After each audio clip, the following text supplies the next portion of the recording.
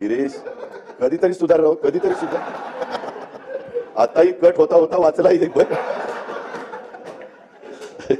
आजपर्यंत जेवढे अध्यक्ष सभापती झालेले आहेत त्यात सगळ्यात तरुण सभापती म्हणून आपली ओळख त्या ठिकाणी असेल. आपण मगाशी मी तुम्हाला तिथं बसवत असताना वय सांगितलं परंतु ते पटत नाही. मगाशी मुख्यमंत्री महोदय म्हणले अजून आपण 40च वाटताय आणि त्याच्यामुळं एकंदरीतच एक चांगल्या पद्धतीनं काम तुम्हाला हे त्या ठिकाणी मिळालेलं आहे. सभापती महोदय आपण नुसतेच तरुण नाहीत तर दिसण्यामध्ये देखील तुम्ही अत्यंत रुबाबदार आहे. आपले व्यक्तिमत्व प्रभावी आहे.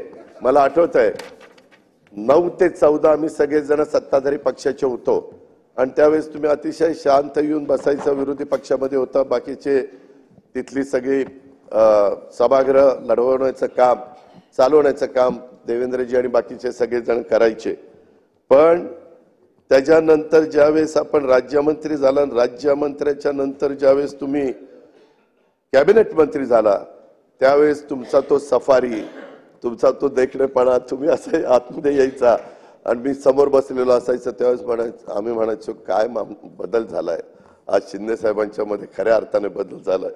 तो एक वेगळ्या प्रकारचा रुबाब आम्ही सगळ्या नाही ना त्यांचा सफारी हाफ असायचा. त्यांना आठवत असं. स्तुती काय गिरीश कधीतरी सुधार राव, कधीतरी सुधार. आताही कट होता होता वाचलाही बघ.